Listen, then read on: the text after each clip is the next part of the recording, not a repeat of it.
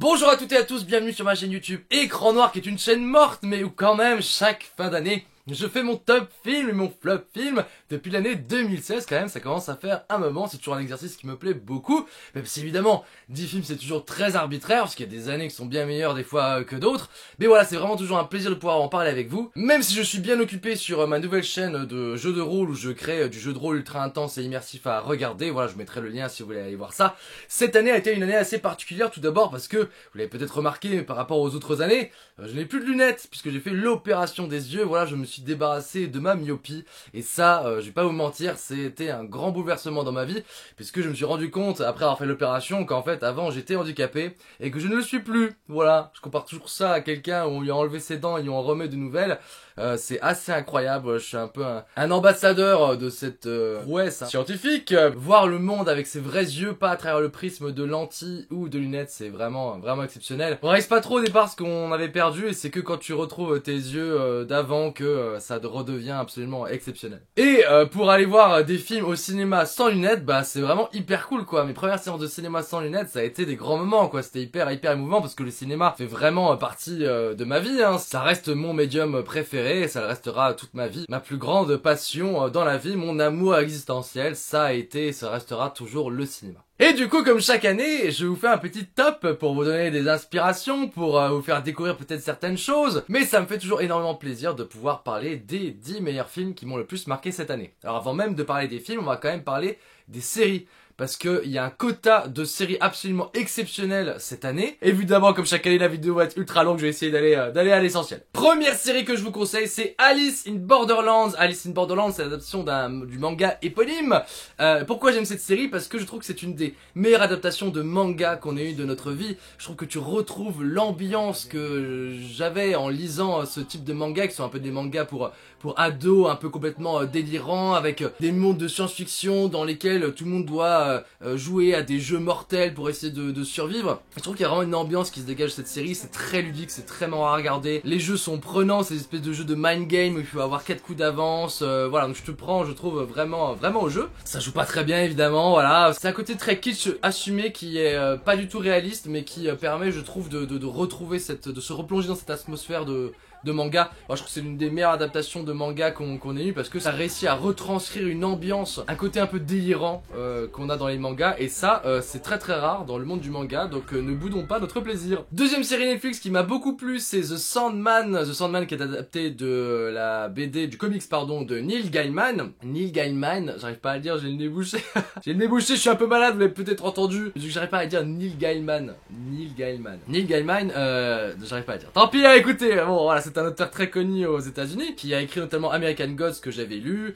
J'avais vu la série American Gods aussi, donc voilà, moi je peux être client de l'univers de Neil Gaiman. C'est pas un univers non plus qui est un imaginaire qui me transcende, mais j'aime bien ce qu'il fait. Alors je n'ai pas lu le comics, donc je n'avais pas d'éléments de comparaison, mais j'ai trouvé que la série était vraiment tout à fait palpitante. J'ai beaucoup plus aimé du coup le premier arc de la saison 1. Le deuxième arc avec la gamine est beaucoup moins intéressant, parce qu'on découvre vraiment une mythologie, un univers, voilà, il y a vraiment tout un côté un peu suspense, on sait pas trop dans quelle direction ça va aller, mais je trouve que la série se permet des choses en fait, visuellement, créativement, et il y a aussi par exemple, il y a des épisodes un peu one shot, qui sont presque des épisodes hors série, qui n'ont rien à voir avec le reste de la série, mais qui sont très marquants. L'épisode avec la mort, l'épisode où justement The Sandman rencontre un homme tous les 100 ans qui est devenu immortel dans un bar. C'est un épisode qui est très touchant, c'est presque même le meilleur épisode de la saison je trouve. Plein d'idées créatives, les épisodes se ressemblent pas du tout les uns les autres, donc juste pour ça voilà, moi j'ai vraiment accroché au délire. Je vous conseille The Sandman, il me semble que quand même là, ça a été renouvelé pour une saison 2. Je ne suis pas sûr, vu le peu d'engouement qu'il y a pour cette série, que la série arrive jusqu'au bout et qu'on voit vraiment toute l'adaptation des comics. Ça j'en doute. Très agréable surprise aussi cette année, ça a été Stranger Things la saison 4. Moi j'ai vraiment adoré la saison de Stranger Things. Je trouve que c'était un très bel exercice de style. Enfin même c'était au-delà de l'exercice de style, ça proposait quelque chose de nouveau et de très intéressant, de très bien écrit. Au-delà justement de cette espèce de nostalgie des années 80, là où la saison 2 tombait complètement là-dedans, était absolument inintéressante. J'avais détesté la saison 2, j'avais trouvé la saison 3 plutôt médiocre. Et là je trouve que la saison 4 ravive un peu la flamme, voilà, qu'on retombe dans quelque chose de assez passionnant. Pourquoi? Parce que déjà au niveau du scénario, il y a un nouveau méchant, on sait pas trop qui c'est, on sait pas trop quels sont ses ambitions. Il y a des événements un peu paranormaux qui se passent, qui sont assez flippants, assez violents, et on ne comprend pas pourquoi ils arrivent. Ça rajoute du mystère à la série, et du coup ça te tient un peu attaché. Voilà, dans cette série, il y a plein de nouveaux personnages secondaires qui sont absolument passionnants, bien écrits. Voilà, Eddie, bon, si vous avez vu la série, vous connaissez. Il y a des scènes musicales assez anthologiques. Enfin voilà, je trouve que la série a plein de bonnes qualités. Si bon, le méchant, dès qu'on le voit dans la série, on est en mode ah c'est lui, c'est le grand méchant. Voilà, c'est un peu grillé. Et surtout aussi, moi qui suis un énorme passionné depuis ma plus tendre enfance de jeux de rôle. Ah ouais, il y a des scènes incroyables justement autour du jeu de rôle. Il y a notamment cette scène de montage parallèle où on te montre que le jeu de rôle ça peut être tout aussi passionnant qu'un match de basket à regarder. Enfin, le montage est vraiment exceptionnel, vraiment cool, et je suis sûr que ça va mettre plein de gens au jeu de rôle. C'est sûr et certain que Stranger Things va avoir un impact dans l'industrie du jeu de rôle assez insoupçonné. Très bonne série aussi que j'ai beaucoup aimé par les créateurs de Dark, c'est 1899 qui est une série un peu de mystère, qui a à chaque fin d'épisode un cliffhanger totalement incroyable. C'est la série Cliffhanger, toutes les fins d'épisode tu te prends une énorme claque dans la gueule.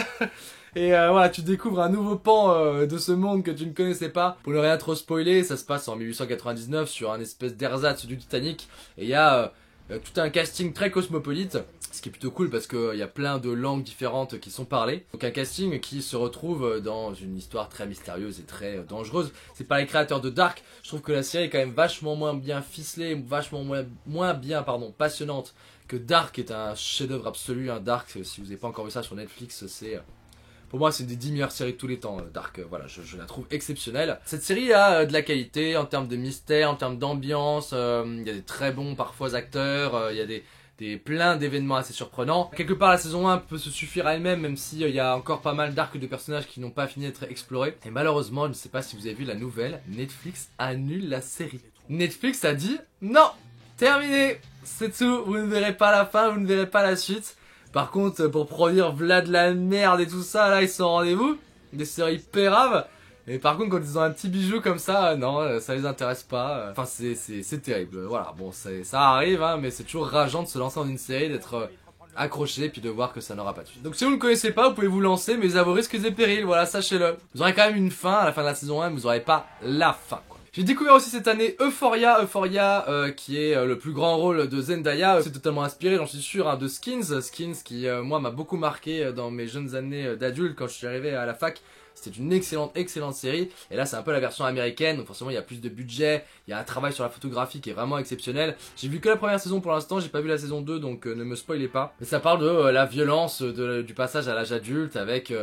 toutes les histoires toxiques entre adolescents, c'est vraiment génial, c'est hyper bien écrit, les personnages sont très attachants. Donc voilà, je ne peux que vous conseiller Euphoria, évidemment ça a été produit par HBO, donc c'est de la bombe, forcément, voilà. Énorme et très agréable surprise, cette année j'ai découvert Andor, comme quoi Disney peut faire des scénarios intéressants avec Star Wars. Je vous avoue que je suis pas un fan de Star Wars à la base, et je me suis mis presque à détester Star Wars tellement l'overdose est totale. Toutes ces séries complètement OSEF dans lesquelles il n'y a aucun enjeu, où il se passe rien. D'un coup, t'as l'impression qu'il y a des gens, ils ont fait leur scénario à part, et Andor parle de la création et des débuts de la rébellion, en suivant le personnage d'Andor Cadrician. Mais c'est une série, c'est trop bien, parce qu'on va jamais te parler de force, tu vas jamais voir de sabre laser, tu n'auras pas de Jedi, tu n'auras pas de Sith. Ça s'intéresse vraiment aux gens de la rébellion. C'est structuré, et les scénarios sont écrits comme un western. Voilà, je sais pas si vous avez remarqué ça, mais c'est un western. Il y a des fusillades, il y a des personnages gris qui ont tous des motifs différents. La première moitié de la saison c'est une histoire de casse, la deuxième moitié de la saison c'est une histoire d'évasion. En plus on a deux univers, deux atmosphères très différentes. Et ce que j'aime beaucoup, c'est qu'on te montre le côté un peu ambivalent et gris quoi de la rébellion qui est obligée de faire des choses terribles sous couvert de se dire qu'on va essayer de sauver la galaxie. C'est vraiment bien écrit, les personnages sont assez passionnants. Il y a Steven Skarsgård là, l'acteur qui carré la série sur son dos. Mais quel acteur! Oh là là, il est complètement incroyablissime ce mec. C'est vraiment un des meilleurs acteurs qu'on a encore en vie. Il est complètement exceptionnel. Donc voilà, même si vous êtes réticent à Star Wars, je vous invite vraiment à regarder Andor parce que c'est très prenant, très bien écrit. Et c'est presque une aberration quoi dans l'univers et dans la production Star Wars. La série est évidemment superbe aussi, mais j'en parle chaque année. The Boys, saison 3. Alors la saison 3, je la trouve quand même moins intéressante et moins prenante que les deux premières saisons. S'il y a un nouveau personnage qui est plutôt intéressant, qui apporte un nouveau souffle un peu à la série, mais je la trouve quand même un peu moins drôle, un peu moins fun que les deux autres saisons, même s'il y a toujours le discours justement sur l'extrême droite américaine, sur la médiatisation justement aussi de l'extrême droite américaine qui est vraiment bien foutue, vraiment bien pensée. Chaque fois dans cette série il y a des moments où je me dis ah ouais, les gars qui ont écrit ça, bien vu quoi, genre vous avez vraiment des trucs à dire sur notre monde et sur l'univers du super-héros en général. Et c'est vraiment, enfin c'est The Boys, c'est totalement ce qui se passerait si on avait des super-héros dans notre monde contemporain. Voilà, c'est une série géniale, très drôle, ultra violente. Mais dans le violent, gore aussi, et gore et drôle. Il y a des personnages, il y a des arcs narratifs de personnages, je pense que c'est ça qui m'a fait un peu lâcher, qui sont un peu redondants. Mais c'est une série trop bien, j'espère qu'on aura une 4ème saison, peut-être une dernière saison, 4 ou 5, voilà, n'allons pas non plus trop loin, ça ne sert à rien. Mais The Boys, c'est de la bombe. Bon, vous savez, vous connaissez mon amour, si vous me suivez depuis quelques temps pour The Crown. The Crown, pareil, une des meilleures séries au monde. The Crown qui suit les déboires de la couronne britannique, et surtout de la reine Elisabeth. J'ai beaucoup aimé cette nouvelle saison. Alors même si l'actrice qui joue la reine Elisabeth est vraiment la nouvelle actrice est superbe, malheureusement pour elle, mais tant mieux pour nous, cette saison est vachement plus concentrée sur Charles et Diana, dont les deux acteurs Dominic West et, excusez-moi j'ai oublié le nom de cette actrice qui joue dans Tenet, je ne sais plus. L'actrice qui joue dans Tenet, je ne sais plus comment elle s'appelle, mais enfin vraiment c'est des performances mais d'acteurs d'un niveau stratosphérique quoi. Enfin Dominic West, moi c'est un de mes acteurs préférés depuis The Wire. Ah il est complètement incroyable dans les mimiques, dans le tout est trop bien dans cette série. Des fois la série s'intéresse à des personnages secondaires que je trouve un peu inintéressant, mais ça reste quand même de la très grande qualité. J'espère qu'on va en voir encore 2-3 saisons. Ah voilà, on peut aller encore loin avec toutes les histoires de succession. The Crown, c'est absolument passionnant, c'est aussi une des 10 meilleures séries de tous les temps. Donc ne passez pas à côté de ce chef-d'œuvre. Évidemment, House of the Dragon, j'étais au rendez-vous tous les matins à 6h pour regarder les épisodes. Je vais pas développer plus parce que sur ma chaîne de jeux de rôle, j'ai fait des analyses hebdomadaires de chaque épisode. Donc il y a une analyse de 18 minutes pour chaque épisode. Voilà, donc j'invite à aller voir ça sur ma chaîne. Elle est quand même moins bien ficelée que les 4 premières saisons de Game of Thrones. Mais pouvoir retourner dans cet univers-là avec un tel casting, un tel jeu d'acteurs, des telles idées de mise en scène, enfin c'est toujours aussi génial quoi. Voilà. Donc je vous invite à aller regarder mes critiques sur ma chaîne de jeux de rôle, JDR Game of Thrones, si vous ne connaissez pas. Encore deux séries exceptionnelles avant de passer au top film. Oui je sais c'est très long. Une série qui m'a vraiment mis une claque incroyable, je ne m'attendais pas du tout à ça. C'est une série Apple TV que j'ai eu la chance de regarder parce que j'ai eu accès à un compte Apple TV. C'est Severance, une série qui a été produite par Ben Stiller, une série de science-fiction absolument passionnante. Le pitch, c'est qu'il y a une entreprise dans laquelle, quand vous allez travailler, vous avez une césure dans votre cerveau et en repartant de l'entreprise, vous ne savez pas ce que vous y avez fait. Vous ne savez pas quel a été votre travail, donc c'est évidemment très bien payé, mais vous ne savez pas ce que vous avez fait là-bas. Par contre, votre vous qui est dans l'entreprise, sait ce qu'il est en train de faire, par contre il n'a aucune connaissance de qui il est à l'extérieur et de ce qu'il fait à l'extérieur. Je sais pas si c'est très clair, mais du coup voilà, vous avez une césure de deux personnalités, votre vous de l'extérieur et votre vous de l'intérieur, et ça va être, ce qui va être très intéressant, c'est qu'on va suivre ces deux personnalités dans justement les différents chemins éventuellement qu'ils vont prendre. C'est absolument passionnant, il y a vraiment un travail de la mise en scène qui est superbe, qui est très drôle, c'est un très bon thriller. Alors, il y aura peut-être une suite, mais la saison 1 se suffit complètement à elle-même. C'est absolument palpitant, ça finit sur un cliffhanger, mais de malade. Ça joue super bien, enfin vraiment, c'est une très belle découverte. Je trouve que l'esthétique, le travail de la mise en scène, l'ambiance un peu futuriste marche très bien. Ce qui fait que c'est une des meilleures séries de cette année. Mais il y a quand même une série qui m'a encore plus plu, une série qui chaque année me transcende et me rend complètement gaga, c'est Peaky Blinders, la saison 6 est sortie. C'était encore une merveilleuse saison avec des scènes absolument mémorables, avec des fusillades dont la mise en scène est exceptionnelle. Je persiste et signe, je le dis chaque année, mais c'est la série pour moi avec la plus belle photographie au monde. Le travail des images, voilà, le travail des lumières, rien ne s'est fait de mieux en termes de série dans le monde, mieux que Peaky Blinders. La série forcément a quelques déboires parce qu'entre la saison 5 et cette saison 6, il y a une actrice qui est décédée d'un cancer et ça a dû évidemment être impliqué dans la narration. C'est vachement bien fait, c'est hyper subtil, ça amène les émotions au bon moment.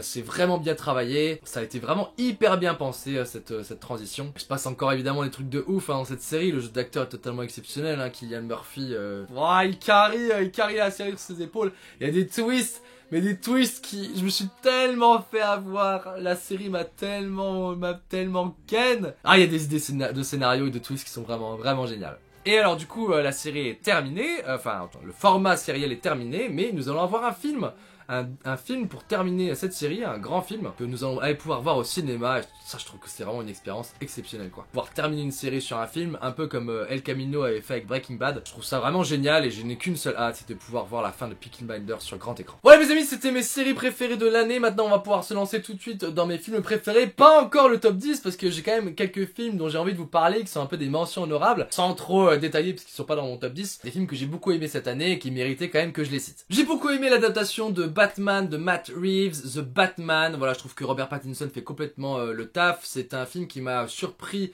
sur beaucoup d'aspects, qui m'a déçu sur là où je l'attendais le plus. Là où je l'attendais le plus, c'était avec l'Homme Mystère, qui est un de mes méchants préférés de Batman. Je trouve que Paul Dano livre une performance un peu gênante, voilà, c'est complètement surjoué. Et puis son espèce de plan machiavélique à la fin, je pense qu'on a tous eu l'impression de se dire attends mais c'est juste ça en fait. L'Homme Mystère, voilà, moi j'attendais à des rebondissements, à des coups de Trafalgar, à un plan dans le plan, alors qu'en fait non pas du tout, juste il voulait juste faire un truc très très méchant. Donc un peu déçu là-dessus, par contre extrêmement agréablement surpris sur la photographie, le travail des lumières, certaines séquences de mise en scène, la course poursuite, voilà, dans le travail, dans le choix des plans, dans le choix des dynamiques, tout ça, c'était vraiment chouette. L'actrice qui joue Catwoman, Zoé, comment elle s'appelle, Zoé Kravitz, génial, le pingouin génial, voilà, il y a vraiment plein de choses qui m'ont beaucoup plu, et donc c'est pour ça que j'ai beaucoup aimé The Batman. J'aime bien qu'on s'intéresse à la pègre aussi, au falconet, enfin, je trouve que il est bien ficelé le film. J'ai beaucoup aimé aussi Enola Holmes. Enola Holmes, c'est des films très très familial, un peu dans le style Pirates des Caraïbes, où souvent on brise le quatrième mur, c'est très coloré, ça se veut très fun. Voilà, moi c'est un peu mon guilty pleasure, je passe des très bons moments devant les Enola Holmes, j'avais bien aimé beaucoup aimé le premier aussi. Il y a souvent des collages à l'écran, voilà, c'est assez ouais créatif, très popcorn quoi, mais moi ça marche complètement sur moi, voilà, même si j'avais encore deviné qui était le méchant à la seconde où je l'ai vu, mais voilà, ça reste quand même des films très agréables à regarder, c'est très fun, voilà, c'est vraiment je m'amuse c'est des films où je m'amuse devant. J'ai bien aimé également Novembre, le film qui a été fait par le réalisateur, excusez-moi, j'oublie encore son prénom, mais c'est le réalisateur qui avait fait Back North, que je n'ai pas vu, qui avait fait une énorme polémique parce que apparemment, enfin, j'ai vu des interviews du mec, le réalisateur n'a aucune conscience de la manière dont il filme les choses, enfin, c'est très perturbant quoi. C'est un peu, on va dire, un tâcheron, il fait les choses et il a pas trop de réflexion derrière sur l'impact de ces images. Mais alors pourquoi j'ai aimé Novembre? Parce que Novembre, on suit du coup la brigade de police qui, à la suite des attentats du 13 novembre, est à la poursuite des terroristes encore en vie. Et donc c'est une espèce de course contre la montre et ça marche très très bien parce que c'est pas du tout racoleur pour le coup, ce qui était un peu le risque de ce genre de format. T'as vraiment ce côté course contre la montre qui est assez prenant. Ça joue pas très bien malheureusement, enfin c'est très inégal en tout cas dans le jeu d'acteur, mais je trouve que t'es quand même accroché du début à la fin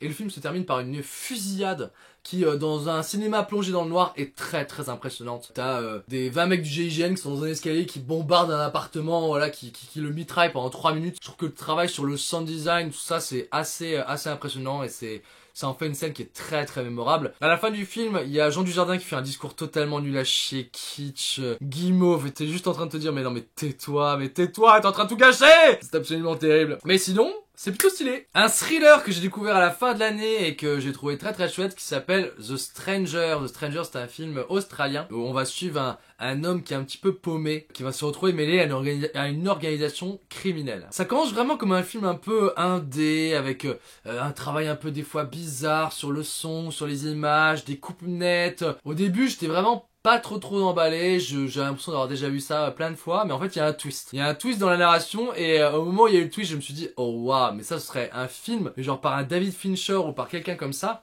Mais ça pourrait vraiment rendre un film exceptionnel. Le film est très cool du coup, hein. C'est un très bon film policier, un très bon film, un très bon thriller, qui vaut le coup d'être vu sur Netflix également, donc vous pouvez le voir sur Netflix. Voilà, je vous conseille The Stranger, je ne vous en révèle pas plus, mais moi, ça a été une très très bonne surprise. Dernier film, qui n'est pas dans mon top 10, mais qui aurait vraiment pu y être, qui était à deux doigts malheureusement, je ne vais jamais en parler parce que il aurait pu facilement y être. C'est le dernier film qui est sorti en début d'année de Paul Thomas Anderson, qui est un des meilleurs réalisateurs que nous avons encore en vie, c'est Licorice Pizza. Licorice Pizza, c'est un film qui se passe dans les années 70, qui parle d'une histoire d'amour entre deux jeunes adolescents slash jeunes adultes.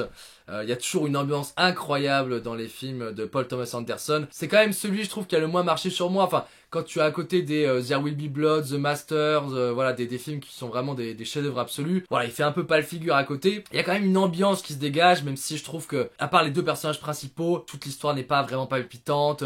L'humour ne marche pas très bien dans ce film. Enfin, les acteurs, ils ont vraiment des gueules. Il y a le jeune acteur, c'est le fils de Philip Seymour Hoffman. Philip Seymour Hoffman qui a joué beaucoup justement avec Paul Thomas Anderson, qui malheureusement s'est suicidé, qui était un des plus grands acteurs de notre génération. Voilà, c'est une des plus grosses pertes que nous avons eues. Et c'est trop bien de voir son fils reprendre un peu le flambeau. Enfin, il est super dans le rôle. Ouais, mais niveau mise en scène, niveau tout ce qui fait un peu la saveur des films de Paul Thomas Anderson, c'était un peu en dessous. Même si on retrouve quand même l'ambiance de Boogie Nights, son premier film. Voilà, on retrouve cette ambiance un peu années 70 qui est très chouette. Donc évidemment, je vous conseille ce film. Il est par plein d'aspects absolument formidable. Mais pas assez formidable pour entrer dans mon top 10. Top 10, les amis! Top 10 des 10 meilleurs films que j'ai vus cette année. On commence avec un film que j'ai vu sur Netflix, le numéro 10 en cette fin d'année. J'ai vu Pinocchio de Guillermo del Toro. Pinocchio qui est un merveilleux, magnifique film en stop motion, c'est-à-dire image par image, des petites figurines qui sont articulées image par image. Moi, le stop motion, c'est au niveau de l'animation, c'est le procédé que je trouve le plus merveilleux, c'est celui qui m'emballe le plus, parce que en même temps qu'on voit l'animation sous nos yeux, c'est un procédé qui nous fait aussi nous rendre compte de la manière dont c'est fait. Ouais, ça dégage quelque chose de très poétique, de très beau, c'est extrêmement joli à regarder. En plus là, vous imaginez bien qu'il y a un film de Guillermo del Toro et un travail sur la direction artistique absolument exceptionnel. Et j'aime beaucoup parce que c'est Pinocchio qui est revu via les thèmes de prédilection de Guillermo del Toro que vous avez pu voir dans tous ses anciens films. Le fascisme et Mussolini qui rentrent dans l'histoire de Pinocchio. Tous les personnages de Pinocchio sont réinterprétés sous la forme en fait de monstres. J'adore que la fée bleue, en fait, c'est une espèce de monstre avec des grandes ailes, avec des yeux dedans. Elle est trop stylée, elle est trop belle. J'aime bien, c'est vraiment la relecture d'un conte via Guillermo del Toro. Donc c'est très agréable à regarder parce que vous redécouvrez vraiment ce conte sous un nouveau jour, sous une nouvelle direction artistique. Il y a des chansons, c'est une comédie musicale. Je suis pas très fan de ce que fait Desplat, le compositeur. Mais il y a vraiment des thèmes qui te restent en tête. Voilà, il y a les Ciao Papa, c'est une très belle chanson. C'est très beau, c'est prenant. Voilà, c'est tout ce qui se fait de mieux en matière d'animation. On retrouve ce personnage de Pinocchio qui est assez quelque part insupportable tellement il est heureux de tout découvrir. Il y a un beau développement de personnage. Bref, ce Pinocchio est un très beau film. Il mérite amplement sa place dans mon top 10 de l'année 2022. Numéro 9, encore un film Netflix. Alors je n'ai pas vu l'original, mais c'est À l'Ouest, rien de nouveau.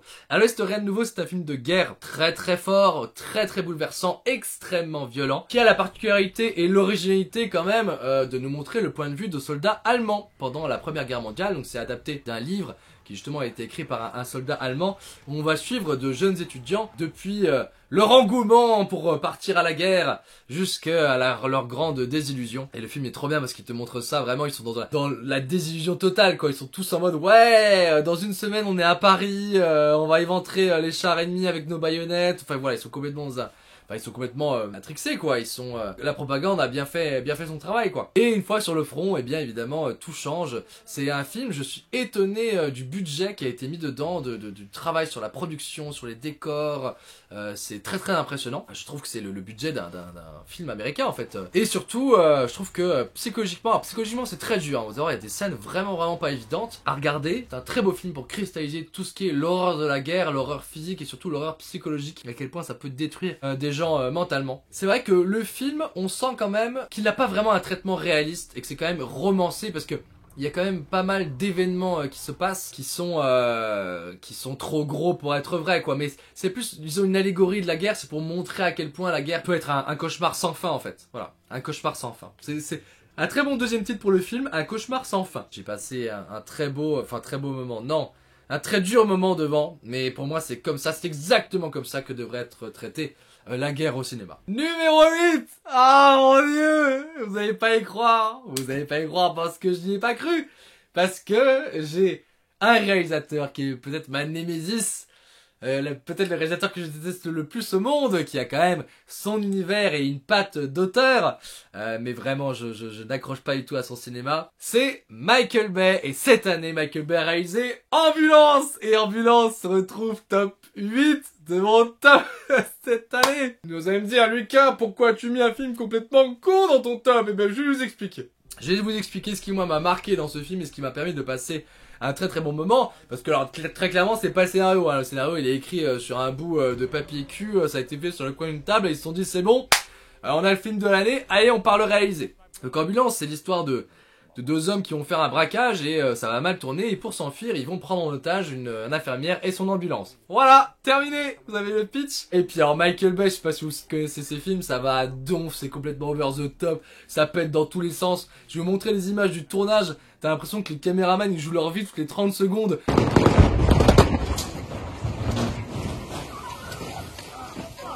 Tellement ça pète dans tous les coins, enfin c'est toujours des espèces de d'orgie visuelle. Michael Bay est connu pour faire des films dont la moyenne des plans dure moins d'une seconde. Par exemple Armageddon, la moyenne de durée d'un plan c'est moins d'une seconde. Bah je suis sûr que dans ce film là c'est la même chose. Je viens à pourquoi quand même j'aime ce film. Parce que ce film, par bien des aspects, est extrêmement créatif. Et ce film m'a montré des choses que je n'avais jamais vues auparavant. Dans la mise en scène, dans la manière de filmer les courses-poursuites, notamment avec l'utilisation de drones. Voilà, vous avez des plans avec des drones qui sont ultra intenses, ultra immersifs, qui vont à 100 à l'heure, qui sont très très créatifs, et qui, moi, m'ont fait voir des courses-poursuites d'une manière que je n'avais jamais vue avant, et ça m'a vraiment impliqué dans l'histoire, parce que comme c'est des plans très très dynamiques, bah j'étais vraiment happé quoi dans cette histoire de course poursuite. Il y a un plan mais complètement ahurissant où le drone c'est au ralenti, il frôle le sol comme ça, il y a une voiture qui lui passe au-dessus, et il y a une autre, et le drone remonte et il frôle le capot d'une autre voiture qui lui fonce dessus. Enfin, ça n'a aucun sens tellement ils ont dû péter les drones dans tous les sens, ça a dû... je sais pas le nombre de caméras qui ont dû exploser ou de drones qui ont dû mourir pendant le tournage, mais voilà, c'est assez sidérant. Voilà, évidemment, le film est complètement con et over the top, et t'as des personnages ultra caricaturaux, mais en fait, ça en devient tellement nanardesque que du coup, c'est presque... Enfin voilà, il y a ce côté très drôle à regarder, quoi, tellement c'est nimp et ça va loin. Mais voilà, pour la mise en scène, pour ces nouvelles idées de création et qui te happent dans le récit, eh bien, Ambulance se retrouve 8ème de mon classement de cette année. C'est assez exceptionnel cette année, je ne sais pas si ça m'est déjà arrivé, je ne crois pas, mais j'ai un réalisateur qui a 2 films dans mon top film de l'année. Et on retourne en 7ème position avec Guillermo del Toro et son Nightmare Alley. Nightmare Alley qui a un casting absolument incroyable, avec Bradley Cooper, Kate Blanchett, Toni Collette, Rooney Mara, Ron Perlman, Willem Dafoe, voilà, enfin, au niveau performance d'acteur, vous êtes totalement servi, c'est la grande régalade, mais c'est pas vraiment pour ça en fait que ce film m'a marqué. Ça arrive parfois que Guillermo del Toro se casse un peu la gueule dans ses projets qui ont un peu une esthétique trop léchée, mais là je trouve que vraiment le travail sur la photographie, le travail sur l'esthétique, le travail sur l'ambiance que dégage ce film, qui parle du milieu du cirque dans les années 20-40, j'ai pas envie de dire de bêtises, mais c'est encore un milieu très sombre, voilà, ça parle de magie, d'arnaqueurs et tout ça. L'ambiance est totalement réussie, c'est l'histoire de la montée en puissance d'un monsieur qui est un peu paumé dans sa vie, qui est interprété par Bradley Cooper, et qui va se découvrir un talent en fait pour arnaquer les gens en fait en leur faisant croire qu'il arrive à communiquer avec leur défunt, qu'il est médium. Et il va s'associer à une psychologue justement pour monter des coups de plus en plus osés. Et c'est un film qui est hyper bien écrit. Tu te laisses complètement porter par l'histoire, tu es complètement pris par les événements et par ce qui va arriver à cet homme qui est un peu un gentil méchant quoi, c'est le faux héros quoi. L'esthétique du film est vraiment magnifique, des fois t'as vraiment des plans mais c'est des tableaux en fait quoi. Et t'as une esthétique très léchée justement avec des couleurs très pétantes qui ressortent, des gros contrastes justement entre la neige et des couleurs rouges, bleues, voilà, t'as un très très beau travail qui est fait sur la colorimétrie notamment. Et le film aussi aborde des sujets que moi je n'avais jamais vu auparavant, ça aborde le sujet un peu du GIMP, je sais plus comment on appelle ça. Non, je sais plus si c'est ça. Le GIMP, c'est le mec en cuir que tu as enfermé dans une malle comme dans Pulp Fiction. Non, c'est le GIMP. Non, je sais plus, il y a un nom. Je l'ai vu, c'était il y a longtemps cette année, je m'en souviens plus. C'est pas le GIMP. Ça parle d'un type de personnage voilà qui a existé et je ne peux pas trop en révéler, c'est très cryptique de la manière dont j'en parle. Donc voilà, bon, je ne vous révélerai rien sur le film, mais c'est un très très bon film, très prenant. Pour moi, c'est vraiment un bon film classique thriller sur la déchéance d'un homme. Très très très bon film. Numéro 6, c'est un peu la claque artistique et créative de cette année, c'est Everything Everywhere All at Once, un film qui porte très bien son nom parce que c'est un des plus gros melting pot artistiques que j'ai vu de ma vie. C'est un des films les plus délirants et créatifs. C'est un film des Daniels. Les Daniels, ça s'appelle juste les 2 Daniels, donc ils s'appellent les Daniels, qui avaient déjà réalisé Swiss Army Man. Déjà un film complètement délirant si vous l'aviez vu, qui était un très très bon film. Alors là, je trouve qu'on on a monté quand même d'un cap. C'est un film qui fait un pied de nez incroyable au multivers de Marvel, puisqu'il est beaucoup plus créatif. C'est un film qui a tellement d'aspirations différentes et qui part tellement dans des directions différentes. Il y a du film américain indépendant avec une histoire tragique, familiale, il y a du Matrix, il y a du Wong Kar-wai, il y a des clins d'œil à Ratatouille. Une fois ça part dans toutes les directions, c'est absolument complètement délirant. Donc dans ce film on va suivre l'histoire d'une dame asiatique assez âgée qui est en pleine crise familiale, à deux doigts du divorce, qui a une fille qui la déteste, qui va se retrouver plongée dans un monde de science-fiction, des films d'arts martiaux. Voilà, je ne vais pas trop vous en dire, mais je pense que ça peut être un très très bon test, ça. Juste de vous dire à un de vos potes, tiens regarde, on va regarder un film un peu indépendant américain. Vous lui dites pas ce que c'est, vous le mettez devant et vous le laissez se faire totalement surprendre.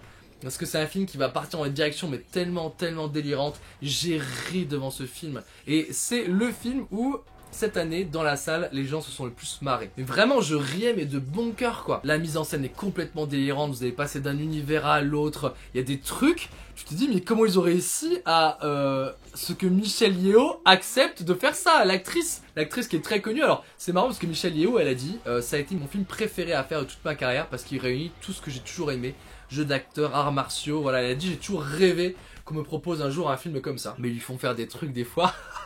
C'est incroyable. Il y a une scène, la scène avec les cailloux, mais je hurlais de rire dans le cinéma quoi.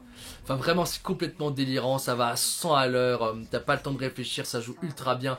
Il y a des moments d'émotion qui s'enchaînent avec des moments de comédie qui sont vraiment très réussis. Je pense moi que le film aurait pu encore être plus créatif sur certains aspects. Je trouve que des fois on revient un peu dans les mêmes univers qu'on a déjà vus et j'aurais aimé qu'on voit autre chose, mais juste cette notion de multivers, ce travail du multivers mais ridiculise tout ce qu'a pu faire Marvel avant. Moi je me posais la question de me dire mais comment ils ont réussi juste à le mettre en place, parce qu'il y a tellement d'univers différents à filmer, enfin au niveau de l'organisation du tournage ça a dû être un bordel monstre, c'est juste pour ça c'est une performance incroyable. Mais le film est d'une richesse mais étonnante, le comique ultra réussi, c'est une des plus grandes bouffées d'air frais que j'ai vu cette année. C'est une réussite totale, voilà, c'est Everything Everywhere All at Once. Numéro 5, c'est un film qui a fait un peu polémique, c'est un film qui a attiré les foudres de nombreuses personnes. C'est Athéna de Romain Costa-Gavras. C'est un film qui nous présente l'embrassement d'une cité qui s'appelle Athéna et on va nous montrer le conflit que ça génère entre évidemment les forces de police, sécurité, CRS et tout ça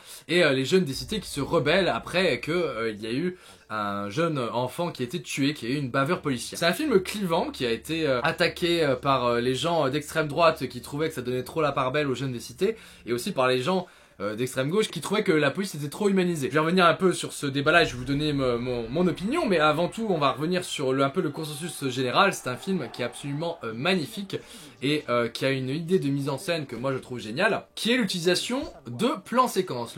Le film est une suite de plans séquences extrêmement longs. Un plan séquence du coup c'est quand on ne coupe pas la caméra, extrêmement impressionnant. Vraiment il y avait des plans, je ne sais pas comment ils ont réalisé ça, je pense que la caméra passe d'un drone aux mains d'un être humain, d'un caméraman, mais on se faufile dans des bâtiments, on ressort. Il y a vraiment des plans qui sont complètement cultes et magnifiques, hein. À un moment il y a les CRS qui avancent et qui se prennent des feux d'artifice dans la nuit sur la tête, c'est vraiment assez incroyable à regarder. Enfin je trouve que le film est magnifique et pourquoi je trouve que l'utilisation de plans séquences est intéressante. Déjà ça magnifie un peu le récit et ça lui donne un peu une dimension un peu épique, voilà, dans ce traitement des images, dans ce traitement de la photographie qui est très beau. Bah ça donne un côté très olympien, énorme, olympien Athéna. Et oui, pourquoi? Parce que le film n'a pas un traitement réaliste. Même si l'utilisation du plan séquence ça permet de suivre un peu l'action, ce qui se passe seconde après seconde. Non, le film a vraiment une esthétique, pas du tout un traitement qui se veut réaliste et proche de la réalité. Si le film s'appelle Athéna, c'est parce qu'il y a vraiment un traitement de ce film comme une tragédie grecque en fait, avec des personnages et il va leur arriver des choses complètement démentielles et démesurées. On m'a dit que ça avait sorti plusieurs personnes de l'histoire parce qu'il se passait des choses. On avait l'impression justement que c'était pas du tout réaliste. Mais moi je trouve que c'est un parti pris absolument passionnant, ultra bien traité. Parce que ce conflit est filmé comme une guerre troyenne quoi. Voilà, c'est quand les CRS montent à l'attaque, t'as vraiment l'impression d'être dans un film américain presque. Enfin, il y a une stylisation grâce à ces énormes plans séquences et avec le travail de la photographie de cette bataille qui nous sort en fait de la réalité pour nous raconter en fait un autre récit. Moi j'aime beaucoup ce traitement sans réel parti pris, de montrer en fait que Les conflits n'amènent que des conflits, la haine n'amène que de la haine, les morts n'amènent que des morts. C'est un cercle vicieux sans fin et qu'une fois que la machine est lancée, c'est terminé, il y aura des dégâts des deux côtés. Et moi je trouve ça bien qu'on humanise certains policiers. Bon, on montre qu'il y a des policiers que c'est des raclures, hein, comme on montre qu'il y en a qui sont complètement barges dans la cité. Mais je trouve que c'est bien parce que c'est un film qui s'intéresse à l'humain avant tout. Voilà, il n'y a pas de blanc ou de noir, c'est pas manichéen, c'est tout le monde est en nuance de gris. Et il y a des gens qui vont être amenés à faire des choses terribles parce qu'ils ont assisté à des choses terribles. Il y a des gens qui se retrouvent pris dans les rouages sans fin de la haine, et voilà, je trouve que c'est un film qui parle très très bien des cercles de haine. Une fois que tout s'embrase, c'est difficile d'arrêter l'incendie et qu'à la fin il ne reste plus que des cendres, et bien pour tout le monde, voilà. Donc je trouve que le film, dans ce parti pris de ne pas prendre de réel parti, mais il a un parti pris très fort, voilà. Il ne prend pas parti entre guillemets, puisque à la fin, justement, le réalisateur a toujours eu cette vision un petit peu distante dans le film, mais à la fin, t'as une séquence qui te dit: voilà, bon vous voyez, c'était un peu gris, hein, et ben moi ce que je pense c'est ça. Bam, mais t'as une dernière séquence qui te met une grosse claque, dans lequel très clairement tu vois à travers la caméra le point de vue du réalisateur qui grosso modo dit: bon les flics vous êtes bien gentils mais faites le ménage dans vos rangs. La source des problèmes en fait c'est l'extrême droite. Voilà, c'est les fachos, c'est les nazis, c'est les racistes, voilà. C'est eux qui foutent la merde partout et qui en fait poussent les gens à s'entretuer. C'est rare je trouve dans un film de voir d'un coup un réalisateur qui se permet d'affirmer par ce qu'il vous montre son point de vue. C'est une vraie prise de position politique. Voilà. Et c'est assez rare de voir ça exprimé dans un film. Pour l'utilisation des plans séquences absolument magnifiques, pour ce que ça raconte, pour le côté un peu tragédie gréco-romaine épique et pour les partis pris radicaux du réalisateur, et bien ce film s'est retrouvé 5e de mon top. Numéro 4, c'est La Nuit du 12. La Nuit du 12, c'est un film policier qui a un parti pris assez radical, puisque dès le début du film, on vous dit cette enquête n'a jamais été résolue. Et en fait, c'est un film qui va parler de féminicide. C'est un film où on va suivre justement une brigade qui va se retrouver confrontée au meurtre d'une jeune de 16 ou 17 ans, je crois, quelque chose comme ça, dans des conditions évidemment horribles, et en fait on va suivre le chemin psychologique un peu des enquêteurs qui vont essayer de retrouver qui est son meurtrier. C'est un film qui aborde du coup la question du féminicide et qui vous montre en fait que à peu près tous les hommes qu'on croise dans le film auraient pu être son assassin. Que tous avaient quelque part le potentiel pour assassiner cette pauvre jeune fille. Je trouve que ça joue très bien, je trouve que c'est très prenant.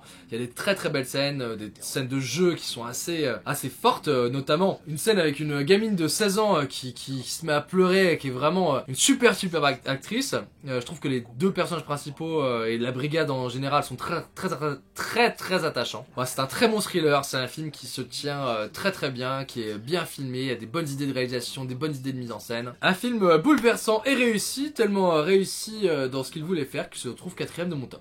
Ça y est, messieurs dames, après une vidéo très très longue, une vidéo sans fin, on se retrouve sur le podium de mon top film 2022. Les 3 films que j'ai le plus aimé cette année. Mon numéro 3, c'est The Innocents. The Innocents, c'est un film suédois, je crois, j'ai pas envie de dire de bêtises. C'est peut-être finlandais, peut-être danois, voilà, ces eaux-là, j'ai pas envie de dire une connerie. C'est un film où on va suivre de jeunes enfants qui vont se découvrir affublés de super pouvoirs. Un thème assez classique, vous allez me dire, oui, mais je n'ai jamais vu un film qui traitait aussi bien le thème des super pouvoirs chez les enfants. Pour le coup, le film a un traitement extrêmement réaliste et le film va parler de sujets extrêmement durs, violents physiquement, mais surtout violent psychologiquement. Violence sur animaux, violence sur personnes handicapées, voilà, des choses absolument merveilleuses. C'est un film qui est assez choquant par plein d'aspects, mais ce que je trouve dans son traitement de cette idée d'enfant avec des super pouvoirs est vraiment exceptionnel. Parce que évidemment, des enfants qui se retrouvent avec des pouvoirs démesurés, ils vont forcément en faire des conneries. Voilà, je suis persuadé que moi enfant, si j'avais eu des pouvoirs, ça aurait sûrement très mal tourné. Et évidemment, ça tourne très mal. Donc on va suivre ce groupe d'enfants en fait qui va évoluer en fait dans une cité qui est quasiment abandonnée puisque c'est les vacances, tout le monde est parti et il va y avoir une suite d'événements désastreux qui vont amener à des situations compliquées. Les enfants, mais ils jouent tellement bien. La gamine qui joue l'enfant handicapé mental, waouh, mais elle a un niveau de jeu mais exceptionnel. La gamine qu'on suit, l'héroïne là qui a une tête mais de nazi. Ce personnage a une évolution, une écriture qui est vraiment bien foutue. Et franchement un tel niveau d'évolution pour un personnage qui est tellement bien joué par une petite gamine qui doit avoir, je sais pas, doit avoir 8 ans quoi, 8-9 ans. 10 ans grand max à tout péter quoi. C'est vraiment impressionnant. Il y a une des gamines qui joue quand même un peu moins bien, celle qui est La petite brune, je crois qu'elle a des taches blanches sur le visage. Ça fait longtemps que j'ai vu le film, je m'en souviens plus trop. Je sais plus trop à quoi elle ressemble, mais elle, je sais que voilà, elle est très jeune, elle doit avoir 6-7 ans elle. Donc elle joue quand même un peu moins bien que les autres, mais époustouflant. Enfin, c'est épatant quoi de voir des jeunes jouer aussi bien. Le film est très très prenant, très dur. C'est un très très très bon thriller, plein de suspense, qui frôle même des fois avec l'épouvante. Il y a des moments où tu te dis ah et là le film il commence à être un peu flippant quoi, voilà. Très très chouette, l'affiche est complètement folle, voilà, c'était une très très belle découverte. J'ai passé un merveilleux moment.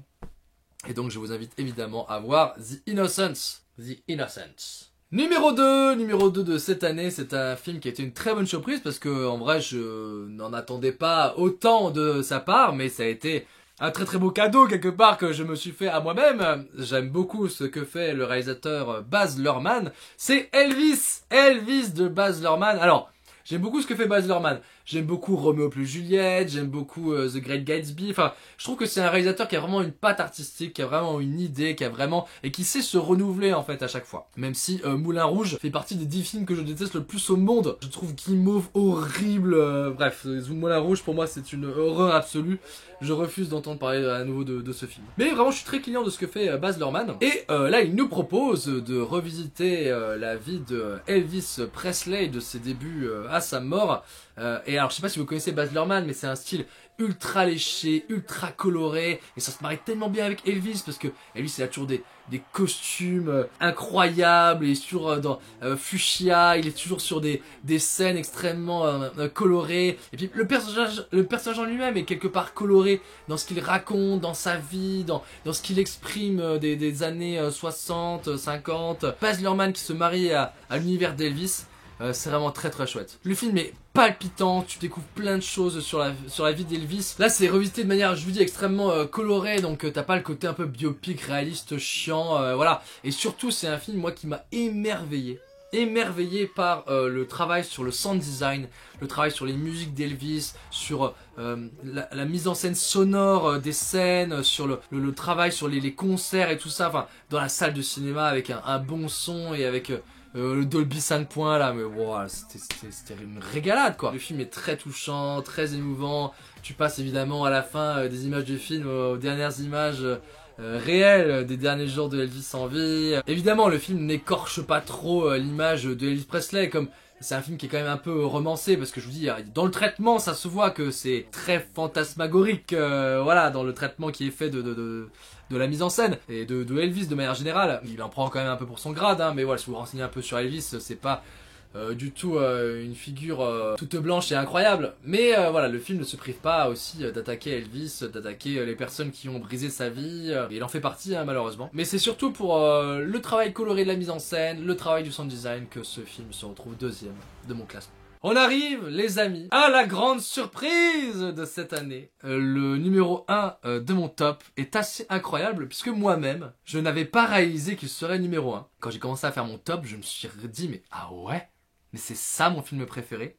Je suis persuadé que c'est un film qui vous aura pas forcément marqué, et que c'est un film qui n'en a pas marqué beaucoup, puisque je ne l'ai vu dans aucun top. Mais moi, c'est le film qui m'a fait passer le plus incroyable moment de mon année cinématographique 2022, et c'est Buzz l'éclair de Disney Pixar. Et ouais les potes, Buzz l'éclair, film d'animation. Alors je tiens quand même à préciser que je n'ai aucun attachement pour la série Toy Story. Je trouve que ce sont des excellents films, même le 2 et 3 je trouve que c'est des chefs-d'œuvre. Le 4 un peu moins, mais enfin je trouve que c'est toujours des films qui ont été réussis. Je crois que même le 3 j'avais mis dans mon top 100 des films de tous les temps, tellement je le trouve génial.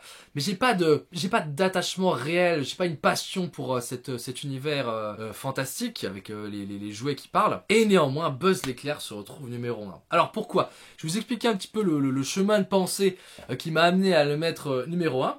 Alors c'est un film qui se veut être le film qu'a vu Andy petit et duquel ont été faits plein de figurines Buzz l'éclair que ensuite Andy a acheté et tout ça. Et du coup le film a ce parti pris extrêmement génial je trouve. Au début on nous montre Buzz l'éclair comme un espèce de action man.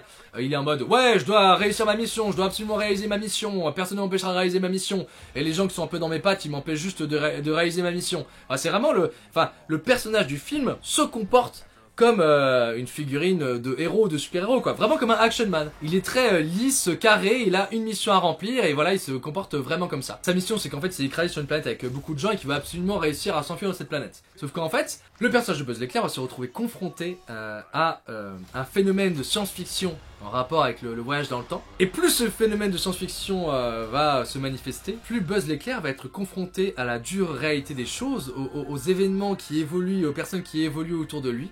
Et il va gagner de plus en plus en maturité pour devenir un vrai personnage de cinéma et un vrai personnage de film.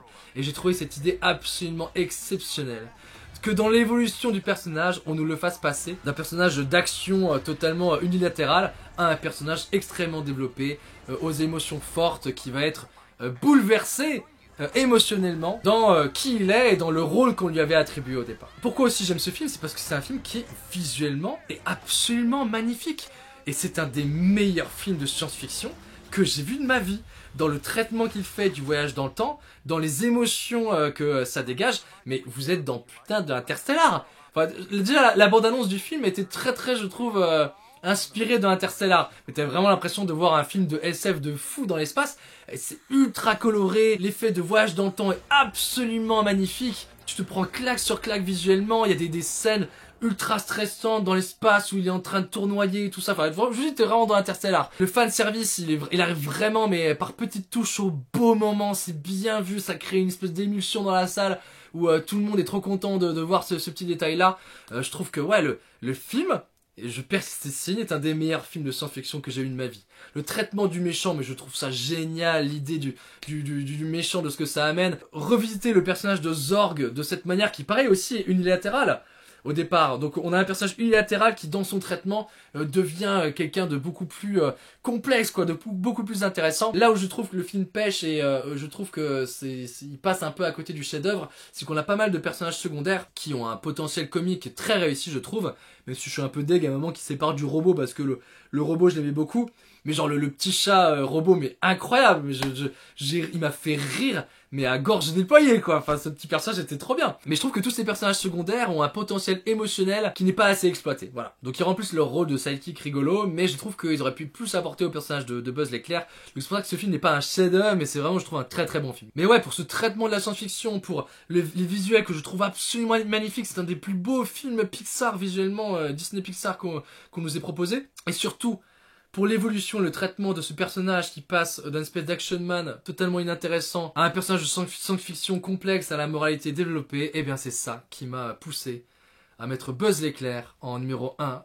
de mon top film de l'année 2022. Voilà les amis, c'était mon top film de cette année 2022, j'espère que ça vous a plu. Évidemment, on se revoit en 2023 pour le top film, je n'arrêterai jamais de le faire, hein. C'est un truc que je fais quand même depuis 2016. Mais sinon, on va se revoir très bientôt pour le flop film des pires films que j'ai vus en 2022. J'espère que je vous aurai fait découvrir des trucs sympas. Allez, à plus!